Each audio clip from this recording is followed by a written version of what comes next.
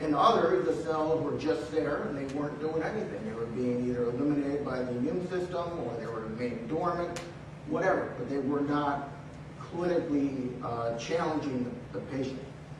So our method of detection was using the cell surface molecule EpCAM, which is on epithelial cells, using a fluorescent antibody and going in and identifying that cell trap typically in the bone marrow at this point. We decided to work primarily in the bone marrow rather than the peripheral blood because the bone marrow was the distant site where they were seeding, and that to us was more important than the many cells that were in the peripheral blood, but maybe they couldn't get into the bone marrow. So we focused on the bone marrow.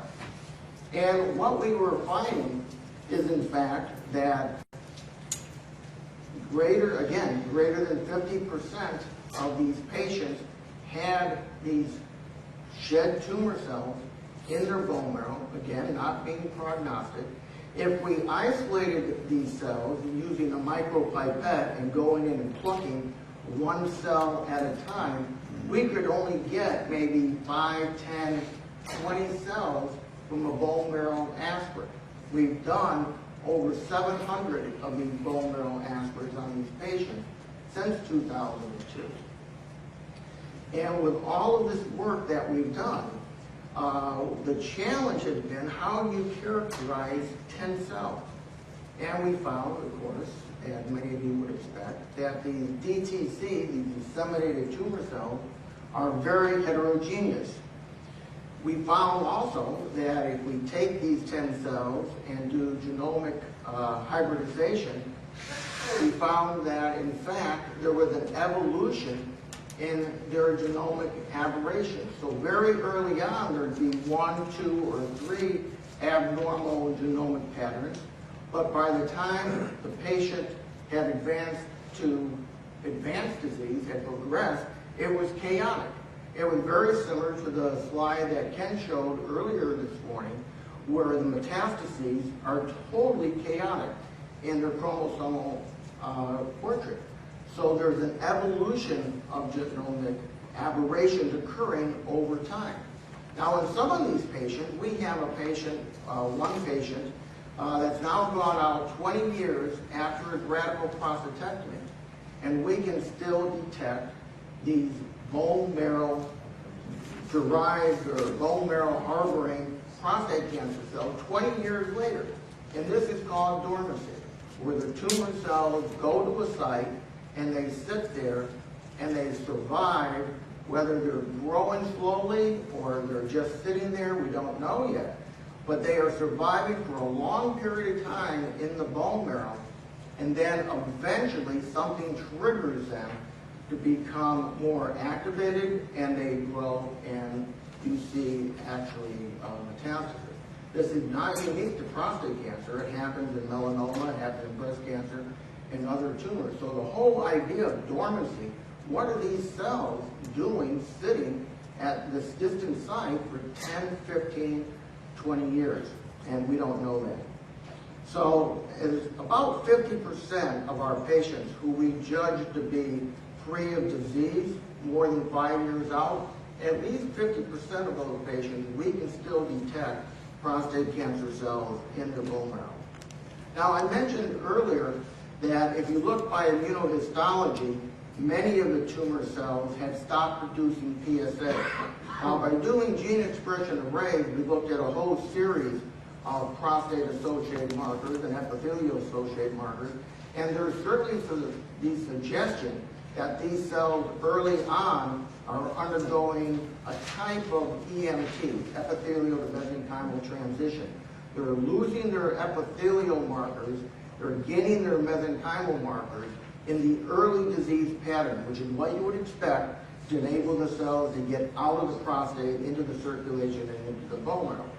After the cells establish their niche in the bone marrow and begin to grow as an overt metastasis, the pendulum swings the other way, and it's mesenchymal to epithelial transition. They regain their prostatic epithelial markers, and they begin to lose their mesenchymal markers. So the pendulum swings this way in early disease, the cells escape, and then the pendulum swings back, and you have more of an epithelial marker type tumor growing in the bone marrow environment. So some of the challenges that we face is, for example, would be how do we study dormancy? Dormancy is a cell that is not growing in the bone marrow, for example, over a long period of time. We don't have good markers to identify that cell. There's not a marker yet which I can absolutely say if a cell expresses this marker, it's a dormant cell. Everyone's working on it, Ken's group, and as you'll hear in just a moment, the Michigan group are working on finding those markers, but we don't have them as yet. People say, well, isolate the cells, put them in culture, expand them, put them into immune-compromised mice, expand them. But once you expand the cells, they're no longer dormant. So the profile that you have is not that of a dormant cell. It's that of a growing cell. So how do we study one cell? How do we take this heterogeneous population, which we now have down to being able to study 5, 10, 15 cells, which is a huge challenge. How do we get down to one cell and characterize that one cell? So we need advice, we need models, we need help in being able to get down to the single cell level, and we also need help in understanding the biology of dormancy at the single cell level. So that's where we are right now. I want to take questions. So when you say how do you, in the pathology, you can tell that these cells are prostrate? Say that again now. I just missed something. I mean, Yes. You said that 20 years later you can still tell that the cells are there. But Yes, when we tell them, so how do you tell that they're there? we tell by a couple of different methods. First of all, they're EpCAM positive, so they're epithelial cell positive. Where in a control patient, we don't see epithelial cell positive in the bone marrow. They are CD45 negative, so they're lymphocyte markers negative, and they have chromosomal aberrations. So what other markers do you need? That's what I No, that's a marker for what we consider to be the tumor cell. We don't have a marker for a dormant cell, a cell or a stem cell or a prostate cancer stem cell, for example. We don't have the marker that would tell us that cell is a prostate cancer stem cell. We know it's a tumor cell, we don't know it's a stem cell or a dormant tumor cell. What about senescent markers? We haven't looked very extensively at senescent markers. That's one way to, possibly get at it, but we have not done that as yet. In animal models of dormancy, Folkman had beautiful work in terms of the ratio between growth and apoptosis shifted. So we would do it by inhibiting angiogenesis, so we can make them dormant. So the tumor at high growth, low apoptosis, you treat with an angiogenesis inhibitor. The growth is exactly the same, but apoptosis goes up. Have you looked at that in this sort of context? We've begun to look at angiogenic markers, but no, not usually. I'm talking about the tumor cell growth. Yeah, no. The tumor, prostate cancer cells grow, they basically don't grow when you put them into culture. And even when you have a large number of tumor cells that you put into culture, the chances of getting a culture growing are not very good. Are you looking in vivo? I'm sorry, I meant in vivo. I thought you were looking in vivo at this. We are looking. So can you do some marker for apoptosis in vivo? That would be really interesting. Yeah, we have not done that. But we could look at apoptosis among the cell population. And one last question is, old work shows that some tumors invade the degrade matrix, get out of the basement membrane, go to another site, but then for 15 years at the other site, they have a beautiful basement membrane, they look like an epithelium. Do these pancreatic prostatic cells form, are they single cells, or are they forming a nest of a little epithelial tissue? Well, when we do the rapid autopsies, we see both. We see little nests within the capillaries of the bone, and we see, obviously, growth lesions. At this point, the work I'm talking about, where we take a bone marrow aspirate, most of the cells that we're studying are single cells. We occasionally see 2 and 3 cell clumps, but we don't ever see large clumps. But that might be because of the process of doing the aspiration. Yeah, it could possibly be. So in the context of this cycling, so growth apoptosis, what's a lifetime of dormant cells? Are we talking a day, a week, a month? Well, again, when a patient undergoes a radical prostatectomy, the seeding mechanism is gone. I mean, you take out the prostate, there are no more prostate cells that are going to seed. And 20 years later, we detect the cells in the bone marrow. So that cell had to get there from the original prostate. Now, one would speculate that it came from the prostate to the bone marrow, and that's where it is. You could always get reseeding from other bone marrow sites or other metastatic sites. That's certainly a possibility, but these are in patients who don't have any evidence of disease.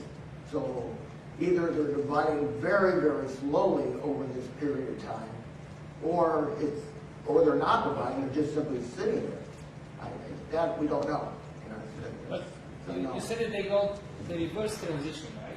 Pardon me? You said that they undergo the reverse transition. From EMT they go to In the advanced stage patient, the patient where we have advanced disease and known bone mets. right. So wouldn't those cells have no metastatic potential? I'm sorry, I I didn't mean, get you. if they're now epithelial cells, shouldn't they have no metastatic potential? Shouldn't they lose that potential? Well, their chromosomal portrait is so phenomenally chaotic. I'm sure they have metastatic. No, but I mean, maybe you have two populations, one that actually grows locally and another one that actually metastasizes. Well, there's no growth I mean, the prostate's gone, so it's not. No, in the bone. Good, possibly. I don't know the answer to that. Chuck? Quick. So you're looking from aspirate. If you look at a core, right? Are they really single cells sitting there? Well, we can identify through our rapid autopsy, same as Ken. When we look at a bone biopsy, and we look at that microscopically, you can see within the capillaries of the bone a small nest of tumor cells within the capillary. It might be a small nest of 100 cells or 10 cells, but there are small nests within the capillary, as well as, in the other rib, there's a big nest. I mean, there's there's growth tumor, but you can certainly see cells, very, very micrometastases within the capillary structure of the bone. We have several pounds of non-pathogenic bacteria in our body that we live with. Do you ever see Howard Berg's pictures of those things crawling around? Do you ever see bacteria in the bone marrow? It's never. No,